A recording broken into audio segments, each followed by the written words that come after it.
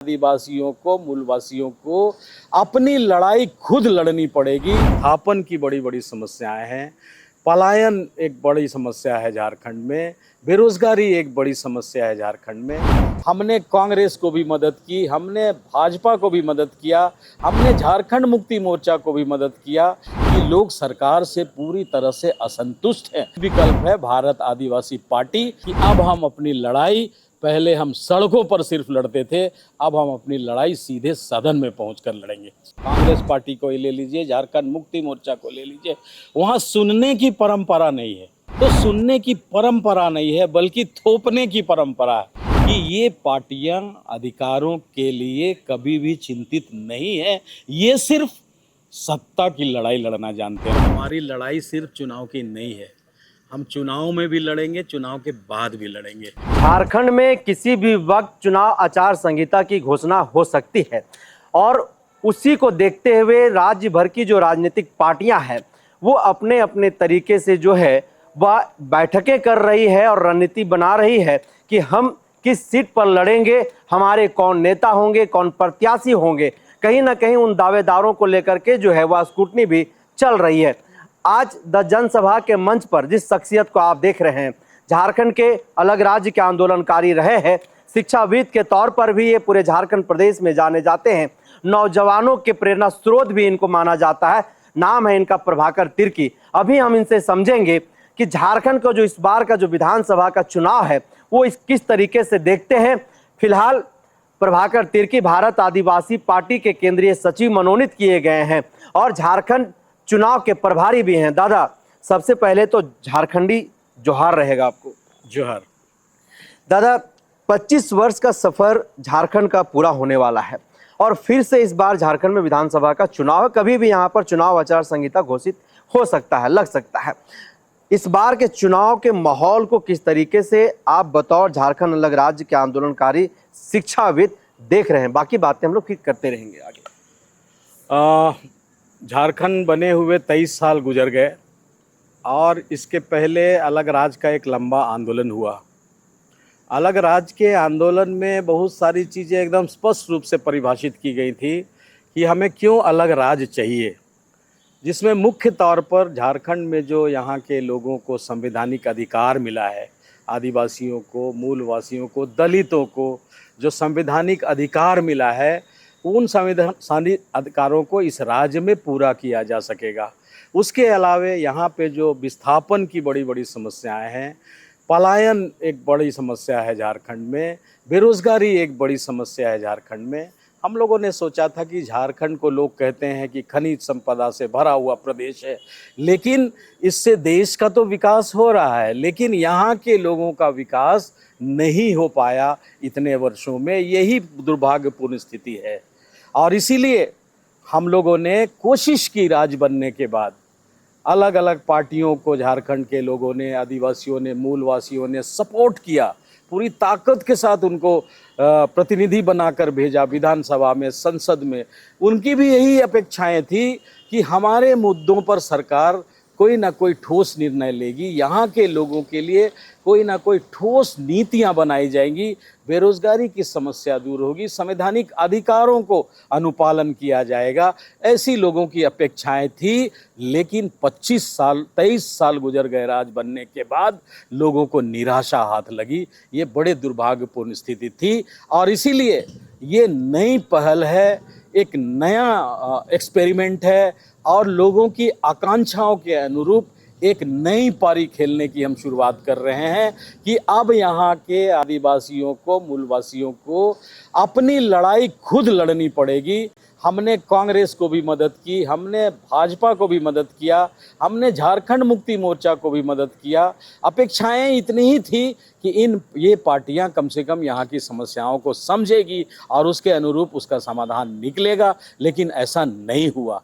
अब लोग असंतुष्ट हैं, ये दिखाई पड़ रहा है पूरे राज्य में कि लोग सरकार से पूरी तरह से असंतुष्ट हैं, लेकिन उनको एक विकल्प चाहिए। कैसे वो विकल्प तैयार होगा? वही विकल्प है भारत आदिवासी पार्टी और उसके माध्यम से हम एक ऐसा विकल्प खड़ा करने की कोशिश कर रहे हैं जो मूल रूप से झारखंड की समस्याओं को लेकर लड़ाई लड़ेगी और हम जनता को गोल बंद करके एक नई ताकत बन के एक नई पारी खेलेंगे इस राज्य में। और वो पारी होगी झारखंड अलग राज्य को बनाने की पारी, यहाँ के लोगों की समस्याओं को दूर करने की पारी। इसी के लिए भारत आदिवासी पार्टी का उदय भी हुआ है। और थोड़े समयों में हमारे एक सांसद संसद भवन में पहुंच गए हैं, हमारे 4 एमएलए अभी तैयार हो गए हैं। तो जनता ने भारत आदिवासी पार्टी को हाथों हाथ लिया है और उसको अपना समर्थन देकर अपने मुद्दों के लिए, अपनी समस्याओं के समाधान के लिए भेजना चाहती है सदन में। हमने ये कहा है कि अब हम अपनी लड़ाई, पहले हम सड़कों पर सिर्फ लड़ते थे, अब हम अपनी लड़ाई सीधे सदन में पहुंचकर लड़ेंगे। दादा, ऑल झारखंड स्टूडेंट यूनियन, जिसको आज पूरे देश में लोग आसू के तौर पर जानते हैं, आप उसमें भी रहे, उसके संस्थापक सदस्यों में से एक रहे, आप कांग्रेस में भी रहे और झारखंड को निर्माण करने में एक बहुत बड़ी भूमिका आपकी रही है। क्या उन पार्टियों में आपकी बातों को सुनी नहीं गई, या फिर आपको वहां पर उपेक्षित रखा गया, या फिर आदिवासियों की जन भावनाएं हैं जिसलिए इस राज्य का अलग अलग करना हुआ, जिसलिए इस राज्य का उदय हुआ भारत के भूखंड पर? क्या उन तमाम मुद्दों पर वह राजनीतिक पार्टियां केवल राजनीति कर रही थी? यही कारण रहा कि उन पार्टियों को छोड़ करके आपने भारत आदिवासी पार्टी का दामन थामा, या फिर क्या कुछ जो है आपने देखा कि भारत आदिवासी पार्टी में आपने आने का निर्णय लिया? देखिए, ये तीनों बातें हैं।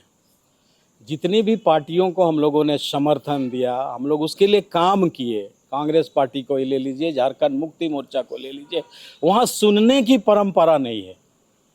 लोगों के एडवाइस नहीं सुनते हैं, लोगों का सजेशन नहीं लेते हैं, लोगों से विचार नहीं लेते हैं। तो सुनने की परंपरा नहीं है, बल्कि थोपने की परंपरा है। वहाँ एक केंद्रीय लीडरशिप है जो अपने मनमाने तरीके से लोगों पर अपने विचारों को थोपते हैं। और वो विचार कैसे होते हैं? वो स्वार्थ से प्रेरित होते हैं। उनको जो मर्जी होता है वही पार्टी के लाइन पर निर्णय लेते हैं। तो सुनने की परंपरा ही नहीं है इन पार्टियों में। दूसरी बड़ी बात कि मुद्दों की बात है, ये बात भी स्पष्ट है कि इतने साल बीत गए, कांग्रेस के तो सत्ता में रहते हुए 50-60 साल बीत गए। आज़ादी के बाद कांग्रेस ही पहली बड़ी पार्टी थी जिसने पूरे देश में राज किया, और संविधान भी बन गया था 1950 में। तो 1950 के बाद जो काम किए जाने थे मुद्दों को लेकर, संविधान के अधिकारों को लेकर, वो काम नहीं किए गए। इसी से शंका उत्पन्न हुई हम लोगों को कि ये पार्टियां अधिकारों के लिए कभी भी चिंतित नहीं है, ये सिर्फ सत्ता की लड़ाई लड़ना जानते हैं। और वो भी कैसी सत्ता? जोड़ तोड़ की सत्ता। उनको सिर्फ सत्ता चाहिए। सत्ता के अंदर में लोगों का क्या होगा इससे उनको कोई मतलब नहीं है। वहाँ ऐसे किस्म के लोग बैठे हैं जिनको सिर्फ अपना राजनीतिक लाभ चाहिए, जनता भले ही पीछे छूट जाए। यही हुआ झारखंड में। आज जो लोग इतने उत्साह के साथ जुड़ रहे हैं उसका कारण यही है कि इन लोगों ने इन पार्टियों को बड़े अच्छे तरीके से पहचान लिया है। पार्टी लीडरशिप को लोगों ने अच्छे तरीके से पहचान लिया। बल्कि मैं तो कहता हूँ किसी भी पार्टी में दूरदर्शी लीडर की भारी कमी है। कोई भी ऐसा लीडर नहीं है जो झारखंड के दूरगामी परिणाम के बारे सोचता हो, दूरगामी विकास के बारे सोचता हो और नीतियों की बात करता हो। ऐसे लीडर की इन पार्टियों में भारी कमी है, जिसके कारण हम लोगों को फिर एक बार अपनी पारी खेलने के लिए सामने आना पड़ा है। हम लोगों ने राज की लड़ाई लड़ी और सिर्फ 3 सालों में हम लोगों ने केंद्र की सरकार को मजबूर कर दिया विचारधारा के आधार पर कि हम क्यों लड़ाई लड़ रहे हैं। पहचान का सवाल के लिए लड़ाई लड़ रहे हैं। आर्थिक विकास का सवाल तो है ही है, लेकिन पहचान का सवाल, जो भाषाई पहचान का सवाल, जो सामाजिक सांस्कृतिक पहचान का सवाल, तो पहचान का, भाषाई पहचान का सवाल, ये पहचान का सवाल बहुत बड़ा है इस राज्य के अंदर में। आप जितना भी किसी को पैसे दे दीजिए, अगर उनकी पहचान की रक्षा नहीं होती है तो वो असंतुष्ट हैं। और उसी के लिए आज भी झारखंड में बड़ा संघर्ष है। भारत आदिवासी पार्टी ने आप पर उम्मीद जताते हुए झारखंड चुनाव का प्रभारी बनाया है, तो आपसे सवाल ये रहेगा कि भारत आदिवासी पार्टी झारखंड प्रदेश में कितने सीटों पर चुनाव लड़ेगा, और झारखंड के लोग भारत आदिवासी पार्टी को क्यों चुनेंगे?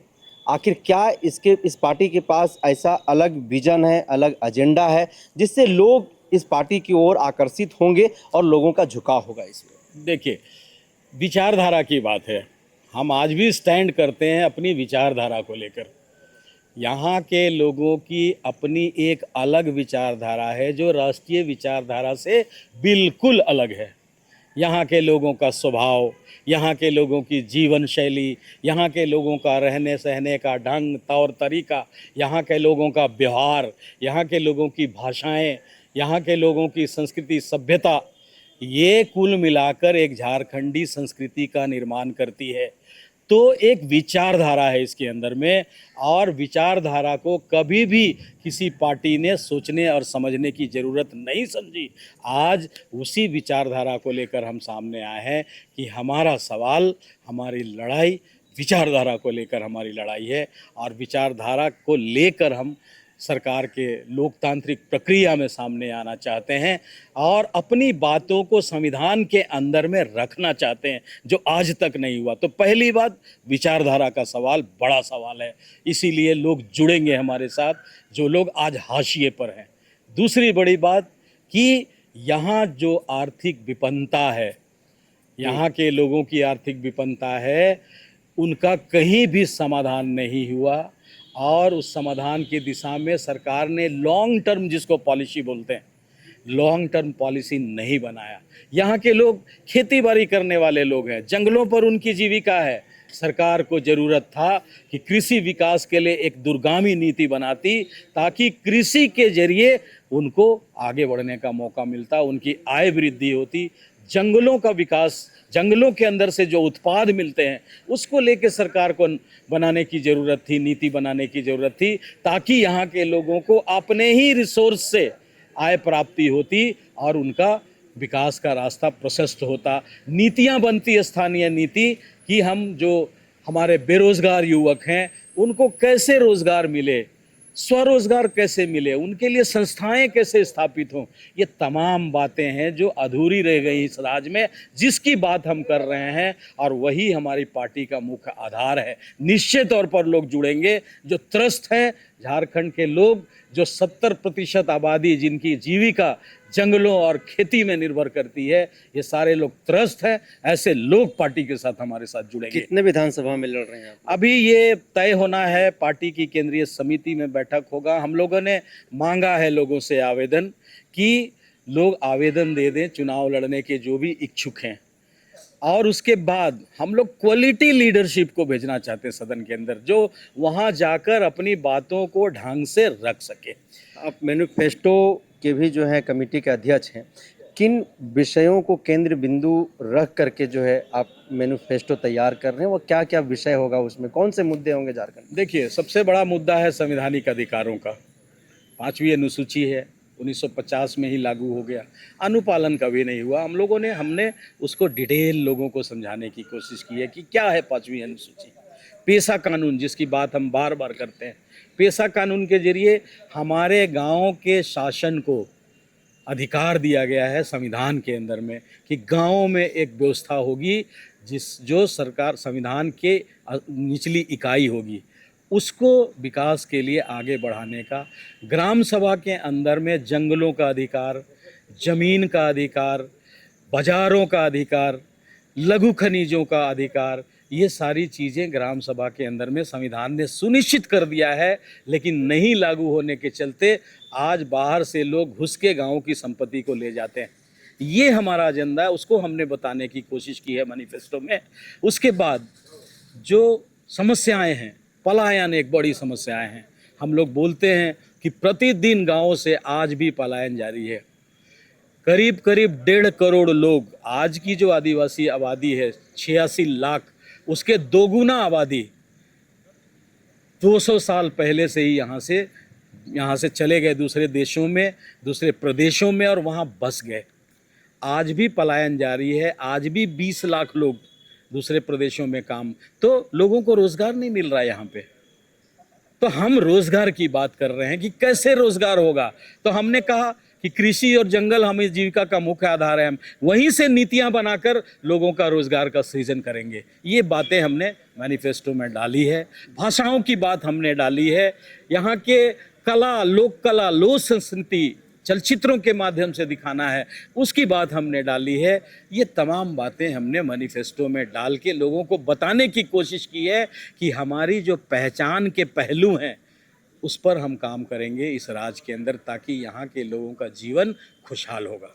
आपने विचारधारा की बात की दादा। झारखंड मुक्ति मोर्चा जो हमेशा आदिवासियों और मूलवासियों की पार्टी बताता है और एक विचारधारा के खिलाफ लड़ाई लड़ने की बात करता है, तो क्या 24 वर्ष के झारखंड में झारखंड मुक्ति मोर्चा जिस विचारधारा की लड़ाई लड़ते आ रहा है, जिस आदिवासियों की विकास, कल्याण, उनके उत्थान की बात करते आ रहा है, तो क्या इस पर केवल झारखंड मुक्ति मोर्चा केवल राजनीति करते आ रहा है, केवल यह एक जो है राजनीतिक स्टंट है उनका, या फिर क्या कुछ है? आपका विचारधारा झामुमो से क्या कुछ अलग है? देखिए, विचारधारा में कहीं फर्क नहीं है। फर्क सिर्फ इतना है कि आप उस विचारधारा के अनुरूप चलते हैं कि नहीं। तो हम जानते हैं कि झारखंड मुक्ति मोर्चा यहाँ की सबसे बड़ी पार्टी है, क्षेत्रीय पार्टी है। उनको भी पता है कि झारखंड के लोगों के लिए क्या होना चाहिए। विचारधारा स्पष्ट है, सवाल है नियत का कि आप उस विचारधारा के अनुरूप नीतियां बनाते हैं कि नहीं, आप उस विचारधारा के अनुरूप सरकार में पहल करते हैं कि नहीं। यही दिख गया यहाँ पे कि आप विचारधारा की बात बोलते हैं, दूसरे विचारधारा से लड़ने की बात बोलते हैं, लेकिन अपनी विचारधारा के अनुरूप आपके सरकार के अंदर में कोई नीति स्पष्ट नहीं है। इसीलिए संविधान का अधिकार अधूरा है, इसीलिए स्थानीय नीति नहीं बन रही है, इसीलिए लोगों को रोजगार नहीं मिल रहा है, इसीलिए पलायन हो रहा है। ये तो विचारधारा से जुड़े हुए सवाल हैं कि हमारी धरती, हमारी जमीन, हमारी पारंपरिक व्यवस्था, और हम ही यहाँ पे सबसे गरीब हैं। ये विचारधारा का सवाल है। तो जब काम नहीं करेंगे तो उस विचारधारा का कोई मतलब कहाँ है। यही झारखंड मुक्ति मोर्चा का है कि आपने इतने सालों तक सिर्फ जोड़ तोड़ की राजनीति की और सत्ता प्राप्त करने के लिए ही आप गणित बैठाते रहे।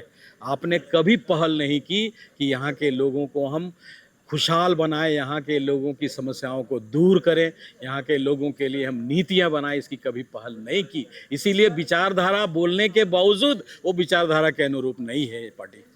प्रभाकर दा, आखिरी सवाल आपसे लूँगा।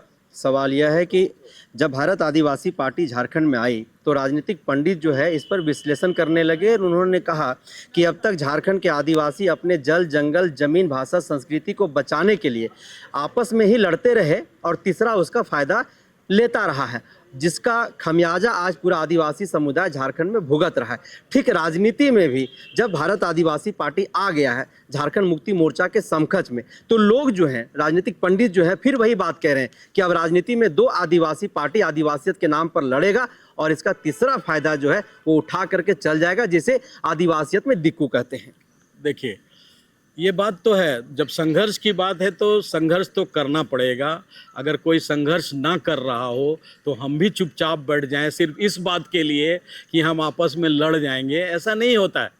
संघर्ष में अपने मुद्दों के लिए, अपने विचारधारा के लिए संघर्ष हमेशा करना पड़ता है।